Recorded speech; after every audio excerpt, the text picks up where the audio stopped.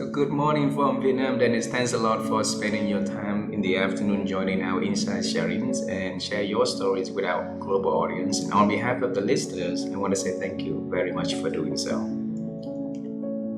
Wonderful. Really glad to be here. Thanks for the invitation. And Dennis, in our culture, it's very honor for our audience to having you to introduce about who you are and the works that you do. Can you help us doing that? Certainly. My name is Dennis Boyle. My background is in mechanical engineering, industrial design, and product design. I grew up in a state called Michigan. My father was an architect and my mother was a chemist, and they had 7 children, and so I have 6 brothers and sisters. I'm the oldest of the 7. I thought I wanted to be an architect like my father, but he said, you seem to really enjoy designing smaller things, being an engineer, a design engineer, and he was right. So that was been my path. I came to Stanford University for a graduate program in product design. Now it's called Design Impact, but it's still there and it's doing well. And I met a bunch of friends and people that we got together with after we graduated in the late 70s, early 80s, and we started what is now IDEO. And so it's turned out to be, what a lot of the world needs is what we practice. It's called design thinking. It's a process where you carefully try to understand what the users or the patients or the customers need and design solutions for them with that in mind.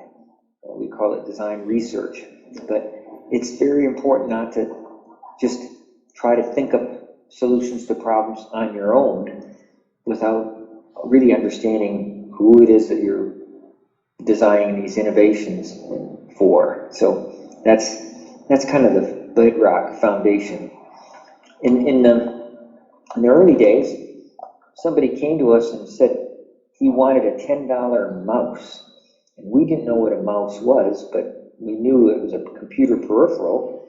And so that turned out to be a fellow named Stephen Jobs, who, we all know him now. Yeah. But then we thought he was kind of a scruffy, a bit of a impetuous person, and we didn't know what a mouse was. We said, but this business, you say yes a lot. You say yes and, or you try to accommodate your possible clients so that you can get some good work to do. So we got to design the first Apple mouse, and that turned into the Macintosh mouse. The first mouse was the Lisa, Apple Lisa. This is all history, old history of that. But then a number of years later, Bill Gates and his team came in and they needed a mouse. So this is the first Microsoft mouse that we got to design. And it turns out it was a slightly better mouse than the Apple mouse for a number of more detailed reasons. But anyway, those are two early projects in the beginning of IDEO's history that still people talk about today. I've got other things here on my desk. We were really asked by the people who founded a company called Palm Computing to design some of the early handheld computers. And here's a few of them. The Palm Computing and Handspring Computing. We designed a little camera that fit into the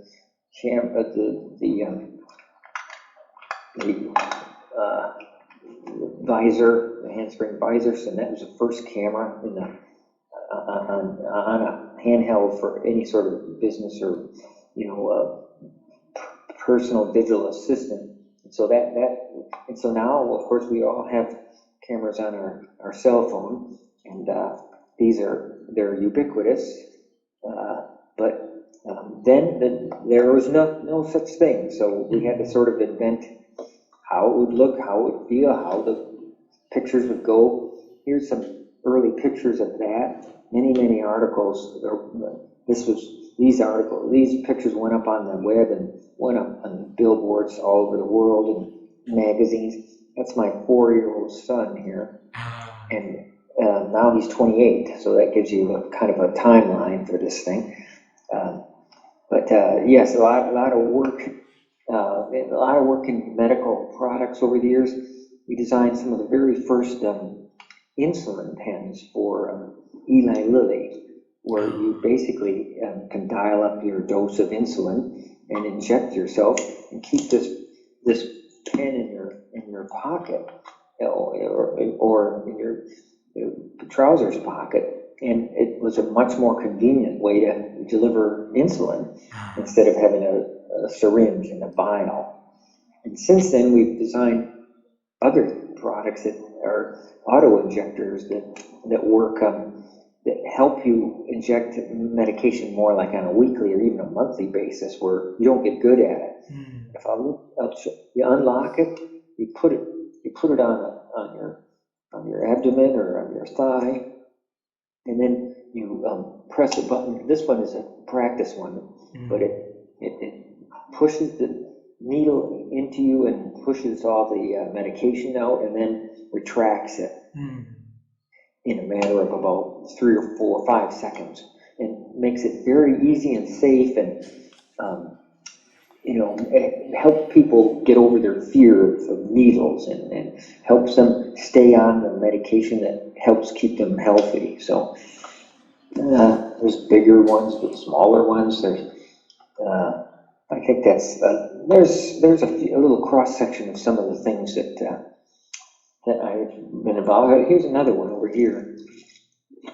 This is a very well-known product called the automatic electronic defibrillator, and that's for people who have cardiac arrest in the public places, or on airlines, or in businesses. And this turns out to be a very popular and very successful product. And now there's this is an old version, but you go in every public place now. I'm sure they have them in Vietnam. These really help people, save people's lives, because you can take the patches and take them apart, put them on people's chests, and the machine will actually start your heart again if it's stopped. So this has become the thing that makes it work is that it's so simple to use. It just tells you what to do. Even if you're panicking. I'm not sure I can get this one to work again, but I might be able to. Your lights on. Let's see if the light went on. Let's see if it works. I think this battery is done, but this is just a little practice session. Yeah. It seems like, I hear it. Apply pads to patient's bare chest. And nobody ever wants to volunteer this. So, next to flap. There we go. Nobody wants to volunteer for that, but this is a great example of design at work.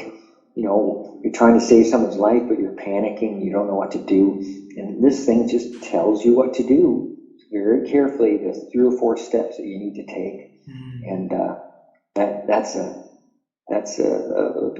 been a fascinating product to be part of. Here's another one. There's all sorts of controls. This is a controller for a company called TiVo.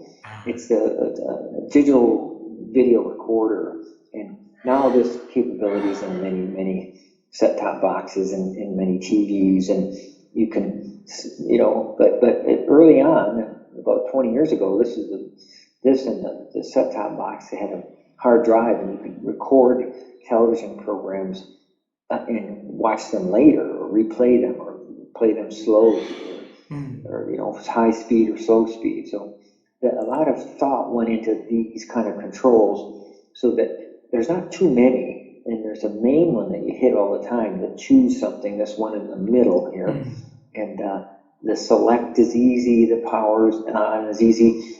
Many of these remote controls are just so busy that they're confusing to use.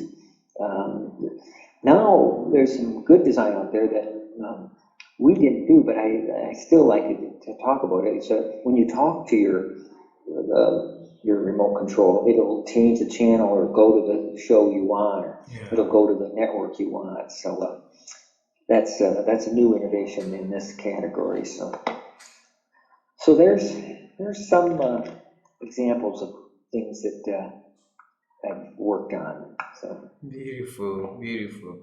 So Dennis, you know, you and a bunch of young gentlemen after finished the school at Stanford decided to, create IDEO, and over the years become a leading authority on design, on innovation, right?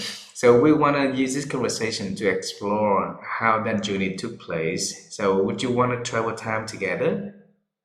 sure, All right.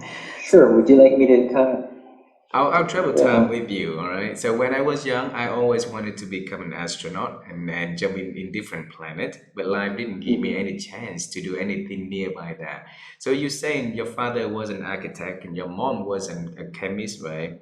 So that's correct. and your first thought you thought that you're gonna go on to the architect, but your father Yes. say that you fit with design smaller things. So we want to know when you was young, Dennis, what was your dream about your future, though? You know, I just loved to make things work. Hmm.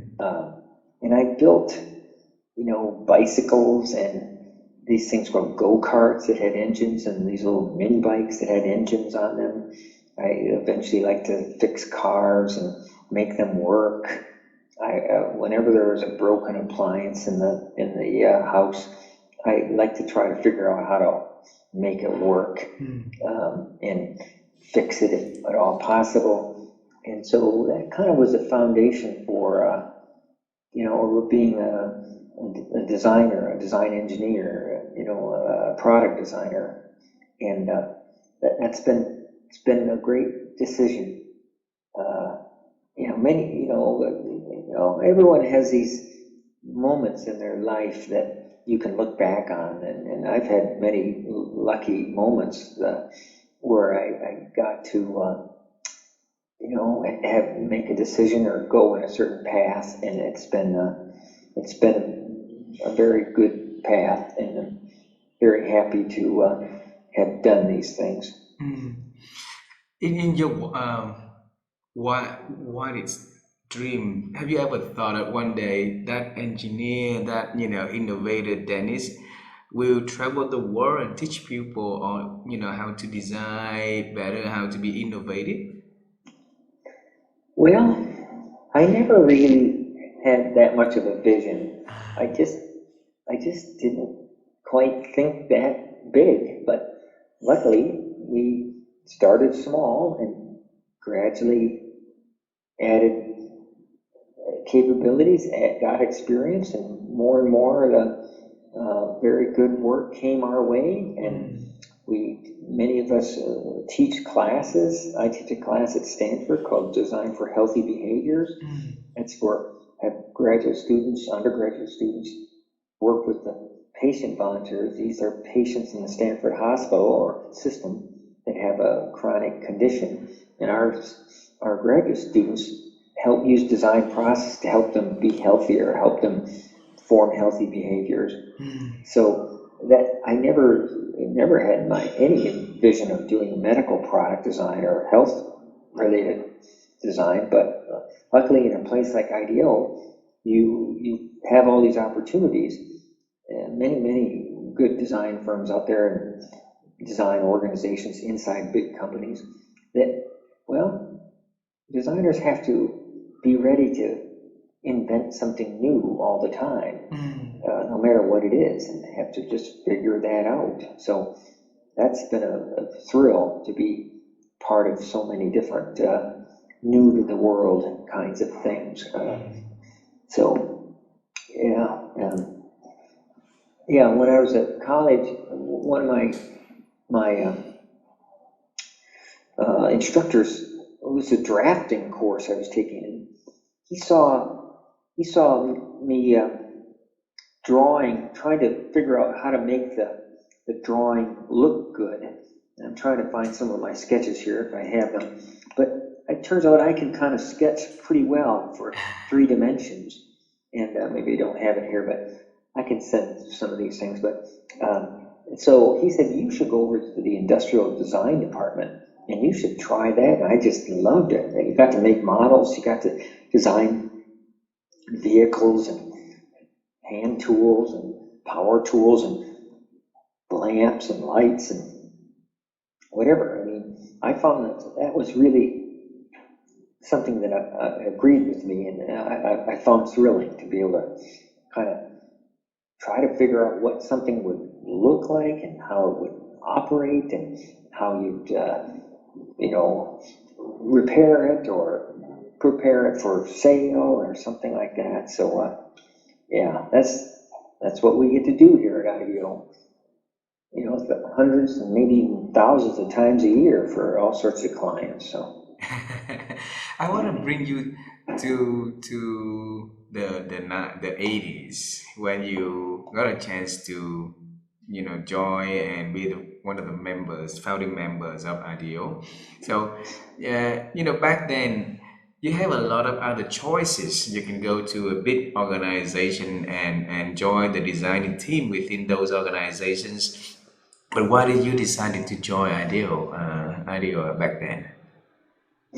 well, I came to Stanford and I met a fellow named David Kelly who has become a friend. I saw him today, and he and I were students together in this graduate program called product design. And he had this vision of starting a design company and having all his friends come join him. And I was one of the first to join. He called me up in the late 70s and said, I'm starting a company. Would you like to join me? And I, of course, said yes. And that was a great decision. He eventually ended up starting the Stanford D School, where I do teaching now. And he also introduced me to my wife, who I'm still married to after 35 years. So, there's something magical about, being in, a program, a college program or a graduate level program that introduces you to many people that you end up working with and end up influencing your life in a very profound way. So that's my experience. In the 80s, I'm trying to figure out, this is Microsoft Teams. I'm trying to figure out how to share a picture. How do I do that? Which button do I push? There should be a button on the right corner. I'm not sure if you're using the web version or the app. Let's see, I could show participants, I can show conversation, raise hand, more actions, enter full screen. I still don't see how to turn camera off. I don't have a way to share a screen. Maybe it's I don't have the right version here, but I just pressed the button. Well, I can. Yeah, I don't know how to share the screen, so if you've got a suggestion, I'll take it, but otherwise I'll have to share some slides with you later. So, Sorry about the technical issue. So it's not really user friendly for Microsoft Teams. well, I'm more used to Zoom, I think. It seems to always be there, but yeah, anyway. So, what else can we talk about? Yeah, I wanna ask about that occasion because we have a lot of like moment of changing our life, right? So when you had a chance to talk to David Kelly, right, and then he Yes. asked you to join IDEO, and what was so special about that moment that you decided to agree to the invitation and took part of the beautiful journey? Yeah, that was in 1979, so it's quite a while ago. I just loved David. He was just a remarkable, energetic, innovative person, and I thought, well, this could be a great path for me. I had a corporate job in a company called Spectre Physics, designing lasers for medical use, which is kind of fun and kind of interesting. But I just thought that going to a design consultancy would be really exciting, and you get a lot of variety of work, and start working with people that really have design as their very, very top focus. And so that turned out to be the case. And well, yeah, here we are, over 40 years later, still doing it. So yeah, I'm certainly happy to have made some of these early decisions. And then as we went along, we got more and more different kinds of work. More computing work, or more of a medical products work, then consumer products work, and then other things started coming in, like design for education, design for food, design for toys. And the toys part was started by my brother, Brendan Boyle, who's at IDEO as well. And he's, started a separate business, and we had him join us. That they invent toys and software for play. And so, well, there's other parts of the business there's IDEO.org, which tries to help people get out of poverty. There's IDEO, which is an online learning platform for teaching the design thinking process. There's Open IDEO that crowdsources design problems. And so there's a lot of, everybody's trying to think of new ways to bring design to problem solving. And so that's been a delightful experience to be part of that for these years. I know, and then it's, for like 40 something years in the business, now IDEO has become one of the leading, institution. But back then is a scratch up as a startup company, right? So tell us how the journey, you guys been working together at day one up until, like the moment that you've been recognized globally. Well, it's been a gradual, slow process, not overnight success. And sometimes, the economy's not so good, so the business isn't great. Other times it's just great. There's always these economic cycles that I'm sure you're somewhat aware of, and I think we're in a bit of a down cycle now around the world, actually. But these come and they go, and you have to just keep the faith and the momentum up to keep the business healthy and alive. So it just kind of came gradually. It did nothing. I mean, sometimes we'd have a real success, and then that would put us with some very good press or some good public relations.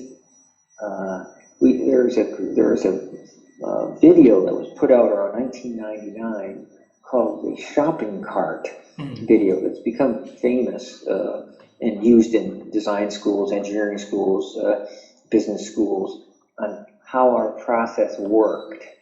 And that was that got us an amazing amount of press and acknowledgement and interest. And for a company like ours, you need just a lot of people to be aware of what you're doing, so that they will think about you when they need a design problem solved. They have a project, and so we're constantly trying to write articles, put posts out on LinkedIn or on other platforms, or have conferences, or have tours here, have visits. This morning I had 20 healthcare CEOs visit me here at IDEO, and I gave them a tour, and then we gave them a talk, and we had a bunch of big question and answer period to give them lunch. And so they got to really see how we work. And it's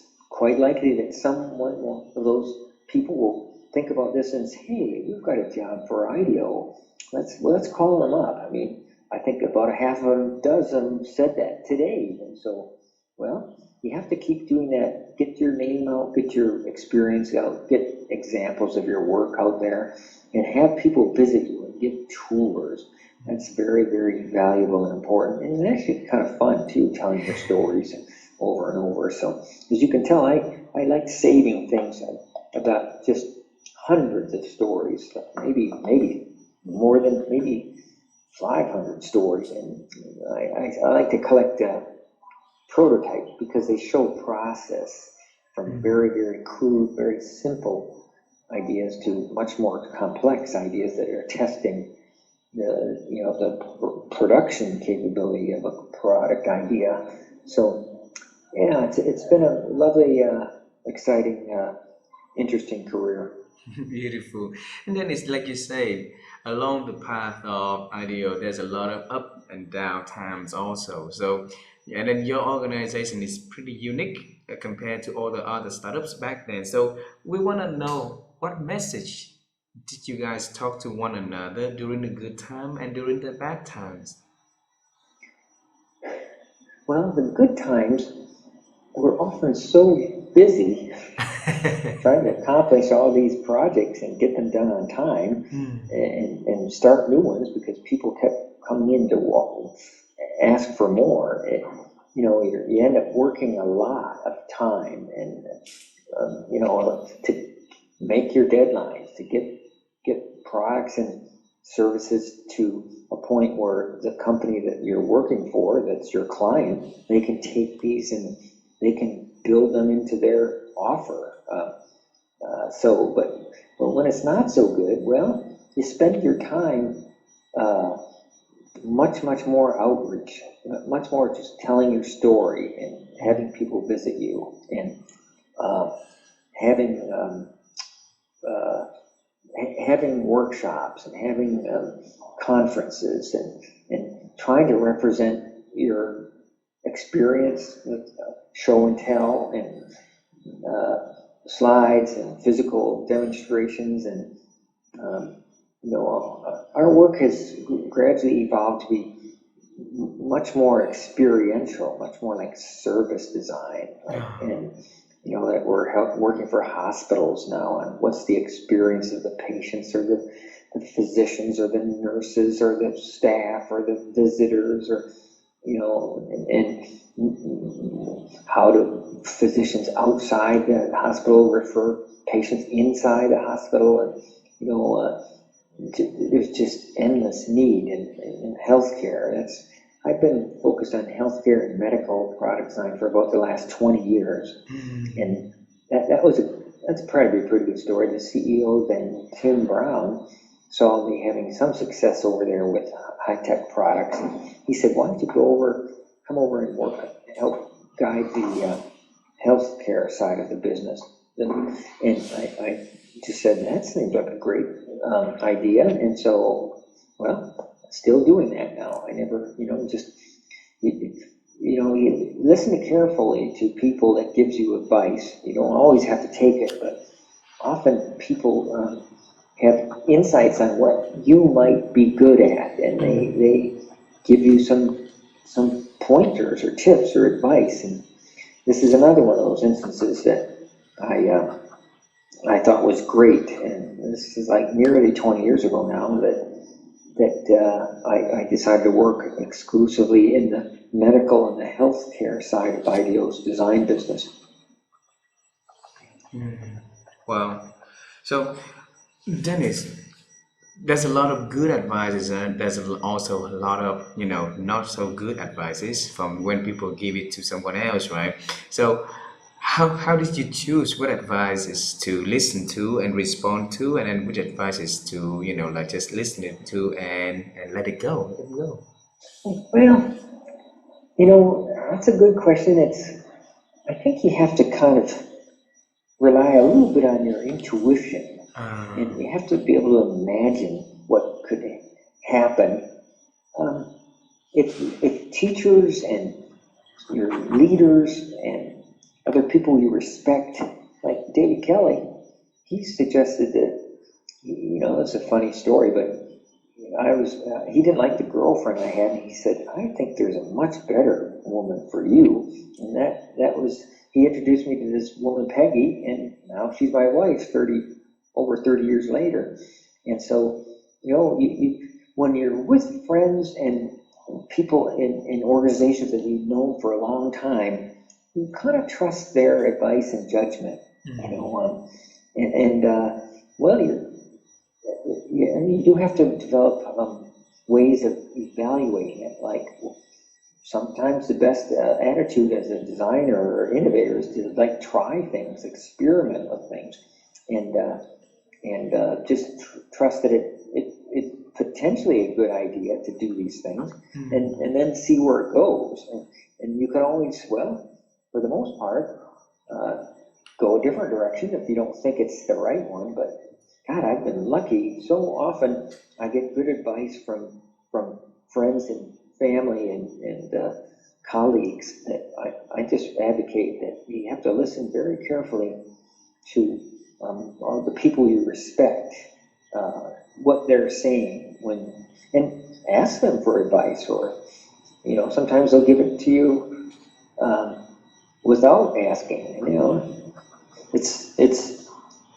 That's a part of life that I recommend that you carefully cultivate and listen to. Have good advisors and good mentors and good teachers. Beautiful, beautiful. And Dennis, you mentioned the word imagine a few times in this conversation. And imagination can take us everywhere, right? So, but there's not a lot of people be able to really, think beyond what they can see. So, I want to pick your brain on how you been developing ideas, experimenting with ideas, and working on ideas to make it become a reality, though. Well, I mean, it's very important to be able to visualize your ideas in this Digitalize. kind of business. So that means sketching and being able to use the computer-aided design tools and using, you know, pens and pencils and markers and to do quick sketches to try to understand how something might work. You know, I was trying to figure out if I could buy a washer and a dryer recently, and I was making a sketch for how the doors opened up and wondering if it might fit into my the opening I had. So here's some sketches, like, so just as a thought. But being able to kind of visualize the future that doesn't exist yet and see if it works for you. I don't know how many more of these I have. Like I say, I can send you some of my, I have many sketchbooks that I like sketching things from life when I'm traveling or when I'm out about. But there's an ability to visualize what you're thinking of, and sketching is a good part of it, or using a computer-aided design program, or being able to make models quickly, you know, just foam core models that, or cardboard models, or metal models, or plastic models, so of things you are thinking of, so that you start to being able to see it and then show it to other people and get their opinions. Being able to quickly prototype ideas is very valuable and important for designers to be able to do. And not everybody can be an innovator. So how can design thinking help me and the people out there to be more capable of be innovative? And Dennis. Yes. Okay. Well, I think that design is an ability that you can learn, like a language. Ah. And so I suggest that there's a number of ways to do this. I mean, outside of going to a design college or a design graduate program, if you read some of the books out there on design, like here's one. Here's one by a physician I know very well called Health Design Thinking, Dr. Bon Ku. And here's one that's by Tim Brown called Change by Design. And Tim Brown was a former IDEO CEO. And here's one that's by Tom Kelly called The Art of Innovation, one of his first books that has a lot of stories about the early days of IDEO in it. And there's at least one or two more as well. Yeah, there's creative confidence over here. I've got a lot of stuff on my desk. I might recommend this creative confidence. Yeah, I read that one by Tom and David, right? Exactly. I have it, yes. Yes. Wonderful one, yes. Yep. Yes, I recommend that highly. So, and there's more. There's a funny one written by my brother, Dennis Boyle, called The Klutz Book of Invention. It's a bunch of crazy, funny inventions that aren't really practical, but make you laugh. I think reading and then trying to take a class or two. There's IDEO, which is online learning about design thinking process. Like there's MIT has a online thing about technical design or design, and there's other things online for different places. So you might consider taking an online course about how designers work and think, and you can bring some of that process to your life. I think that's a good thing to consider. Wonderful. And Dennis, I have a few last questions for our conversation today. And the first one is about thinking. So my wife and I, we have been on the quest to help people to improve their ability to think simply by asking, whoever joined our shows and share their practice of thinking. Because we believe that if we think right, then we can make positive change in our life, and that will lead towards some good directions. So over the years, Dennis, how have you been expand your ability to think? Well, I love reading. I love reading about history and historical figures who have done remarkable things. My wife and I went to live in Rome for 3 months this past year, last spring, and I just loved reading, and then visiting all these historical sites where these great orators, these great soldiers, great engineers building aqueducts and roads and sanitation and so on. I find reading history inspiring. I'm reading a book about Thomas Edison right now, who had 1,100 patents and thousands of inventions. And I love the book on Leonardo da Vinci, or some of the artists like Donatello or Botticelli or Michelangelo. I find the Renaissance period particularly fascinating.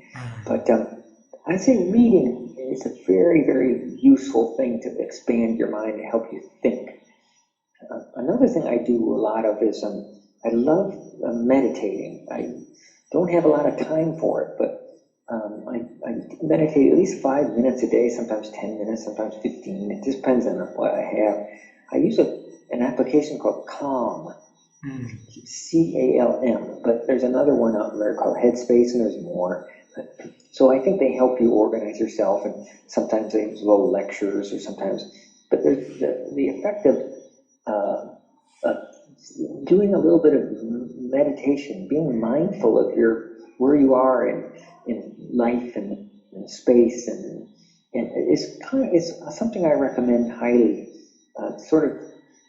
Also, it helps you be grateful or have gratitude towards what you've been able to accomplish and be involved with.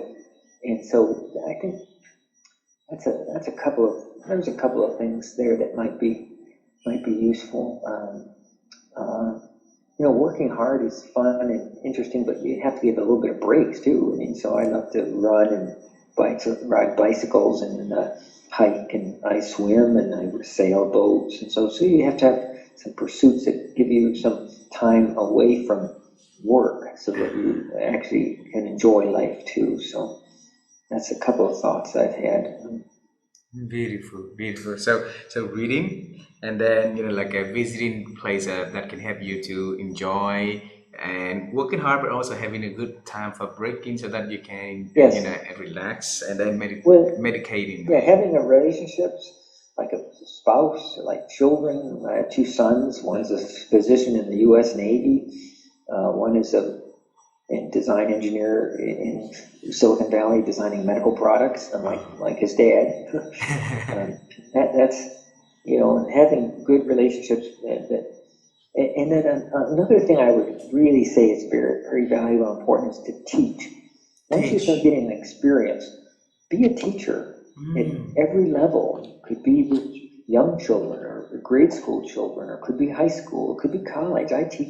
I've been teaching at least one class a year since I was a graduate student in the 70s, and sometimes two, usually not more than one, because your life is so busy. But I enjoy teaching, and I think that's a way to collect your thoughts and think better, because you have to explain to people, young people, how they could think and what they could accomplish using, in this case, design thinking kinds of techniques. Mm. So I'm teaching a class at Stanford right now called Design for Healthy Behaviors, that is about helping patients who have chronic conditions live healthier, happier lives. So some of these, it's not easy, but if you carefully look at it as a design problem, well, some of these things can be solved, Mm. or at least made better. Well, so we since you mentioned it already, would you share some tips so that we can design a healthier, what's that? The healthier, Design for healthy behaviors. healthy behavior. Yes. Well, I think there's very few things that are better than having friends and family and colleagues and people that you enjoy working with around. And so being social is very important to have a kind of a healthy, happy life. Being active, finding sports or activities that you like to do. Could be hiking, could be running, could be swimming, could be, I don't know, hang gliding, could be anything. Good. Just find them and find ones that you like to do, and then do them often. Um, I'd say things like meditation or being mindful, being aware of where you are, and try to have just enough time so that you're not completely frantic with work or with everything you need to do. It's hard, right? But I'd say being mindful and being grateful, writing a little bit of journal sometimes of being gratitude is very helpful. And yes, like I said before, being a teacher, once you start getting experience, be a mentor or a teacher or a helper, advisor. So I'm here because I got a lot of great help and advice growing up and throughout my career. So you have to pay that back as you get to be more of a senior person. So that's kind of a large part of my life right now, is Beautiful. teaching, advising, being a mentor, being a helper. So I think that's something very useful. Thanks for sharing that. I will go to the last question, Dennis, because we've been travel time in the past. We now know what you are doing, and then we want to travel to the future a little bit. Okay. So, is there anything that you are working on that you are exciting? You want to share with us so that we can celebrate with you in advance?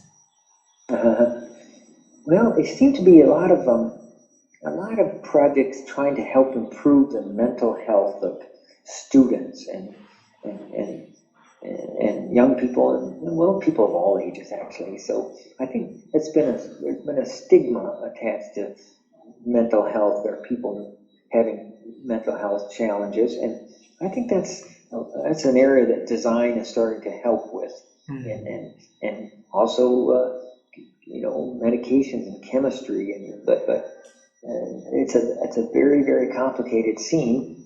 My son, who's a physician in the Navy, decided to become a psychiatrist because he thought this was so important for the armed services and for his future. So I think that's one area that's there's a lot of work going on in, and I think it's you wait and see. There'll be a lot more solutions in the future in this area. Yeah, I think there's a lot of work in the cancer treatment area that we're working in. That's very interesting, and training your cells, your T cells, your blood cells to attack cancer in new ways, and enabling them to do that. That's interesting. Yeah, there's new ways of influencing people to eat healthier foods and stay at a healthy weight, and those are kind of being worked on, and Wow. so that's a couple of things. Yeah, sure. It's nice, nice. Hey, Dennis, I understand that I say this is the last question, but I'm curious, just asking one more. Is that okay? Just one Okay, more. sure. I'm curious to know what if this boiled down to just one thing you want to see change in this world. Just one thing. So what would you want to see? Well, I'd like there to be uh, less conflict, less violence, more somehow ways that people can be peaceful together. Um, it's just terrifying to see the war in Ukraine right now, or it's there's a lot of violence in America by guns right now. It's terrifying. We shouldn't have that. We seem to have a adversary. Like right now, I think we're not getting on very well with China for some reason. I wish that were better. Maybe design can help there, but I really like to see less conflict in the world. And I'd like to think it's possible if people try harder somehow and to understand each other and be less conflicted, less having a little more uh, happiness together versus fighting together. But that's a very big problem right now. But I sure hope some of these conflicts can be resolved, and we can be more like partners instead of adversaries for these big countries. So that's my hope. There's many people in the world that, a third or a half of the world is living in poverty. We need to help people live their lives outside of poverty, and so that'll help reduce conflict too. So, but that's a big job for the innovators of the world that might be watching this program. Well, I also think that human health is starting to be equated with climate health. So we all have to get our systems to work better, be more environmentally sustainable, and reduce carbon going into the atmosphere, so that our heat and climate change is less severe, because it's making a great deal of pain and sickness and affecting many people, especially in the developing world. It's affecting their health, and so we need to stop or slow down this climate change, and by design and by innovation, so that especially the developing people of the world sea levels don't inundate them, or the heat doesn't drive them to be refugees. So that's very important as innovators, to try to figure out how to solve these problems. yeah. we have a lot of problems in the world. We have a lot of good things also, good progress also. So I hope, like you say, using the design thinking to help people to be innovative and finding solutions, finding ideas that can make it happen, right? So Dennis, thanks so much for spending your afternoon joining our shows and sharing your stories with a lot of advices, with a lot of, interesting tips so that we can use in our life. And I wish to see you and your family in our country one day. And I wish you well. I hope that 2023 going to be a wonderful year for you, for your team, for your family. And I hope to see you in person one day. Okay. I would love that. Well, thanks very much for this opportunity to speak at the interview. So have a great day. You have a wonderful day, afternoon. Bye bye. Bye for now. Bye for now.